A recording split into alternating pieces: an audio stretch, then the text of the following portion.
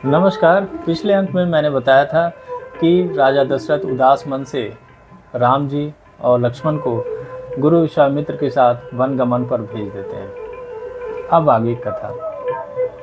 राजमहल से वे तीनों लोग निकलते हैं और सरयू नदी के किनारे किनारे पैदल ही आगे बढ़ते रहते हैं।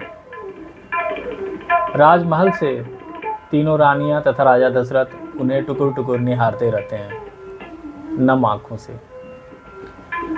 चलते चलते गुरु विश्वामित्र और राम और लक्ष्मण जब आगे बढ़ते रहते हैं नदी के तट पर किनारे किनारे, शाम हो जाती है तो गुरु विश्वामित्र उन्हें कहते हैं कि आज हम रात को यहीं विश्राम करेंगे, और राम और लक्ष्मण को तिनके और पत्तों का बिस्तर बनाने के लिए कहते हैं और उन्हें बलि अति बला नामक एक कला सिखाते हैं, एक युद्ध कला, और कहते हैं कि तुम इस कला को अगर सीख लोगे तो रात को सोते समय भी तुम्हें कोई नहीं मार सकता। और उनको कला सिखाने के बाद वो लोग सो जाते हैं और फिर सुबह अपनी यात्रा पर निकल जाते हैं। आगे बढ़ते बढ़ते लोग ऐसा बताते हैं कि बक्सर के पास गंगा नदी को वो नाव से पार करते हैं, और जहाँ पार करते हैं वहीं पर राम रेखा घाट भी है बक्सर में। पार करने के बाद वे सिद्धाश्रम पहुंच जाते हैं। लोग कहते हैं कि ये अपभ्रंश है सासाराम का, वहीं उनका आश्रम था। कुछ विद्वानों का ऐसा मत है कि सिद्धाश्रम जो था वो सासाराम है। खैर, लेकिन सिद्धाश्रम पहुंचने के पहले एक जगह और भी रुकते हैं। जब घने जंगल शुरू हो जाते हैं, वही सुंदर वन अब ताड़का वन हो चुका था। रात का समय था, वहीं रुक जाते हैं और ताड़का दहाड़ने लगती है। खूंखार आवाज़ें आने लगती हैं, हंसने की, चिल्लाने की, और ताड़का विशालकाय ताड़का प्रकट होती है। रामचंद्र जी ने अपनी तीर निकाली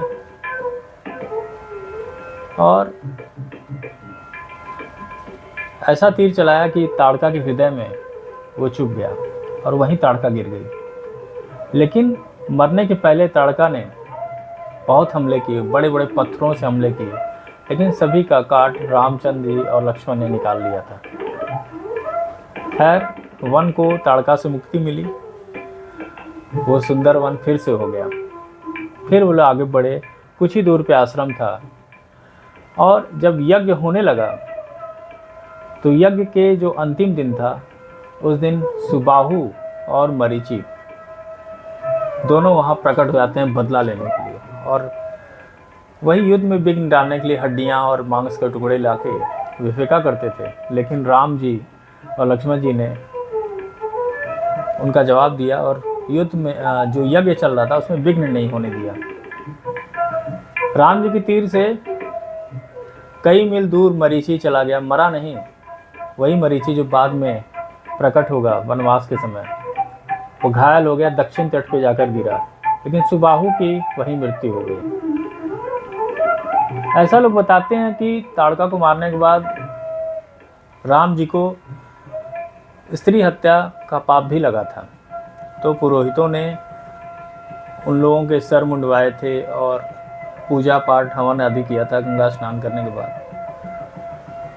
लेकिन फिर भी एक बहुत ही बड़ी राक्षसन थी, उसका ये समाप्ति लोग किए। और उसी समय, उसी दौरान जनकपुर से एक दूत न्योता लेके आया था विश्वामित्र जी के लिए, उन्हें जनकपुर बुलाया था। तो आगे जनकपुर की यात्रा है अगले अंक में, जहाँ सीता स्वयंवर होगा, शिव धनुष टूटेगा। तो यदि आपको ये कथा अच्छी लगी हो, ये अंक अच्छा लगा हो, तो प्लीज़ लाइक, शेयर और सब्सक्राइब जरूर कीजिएगा।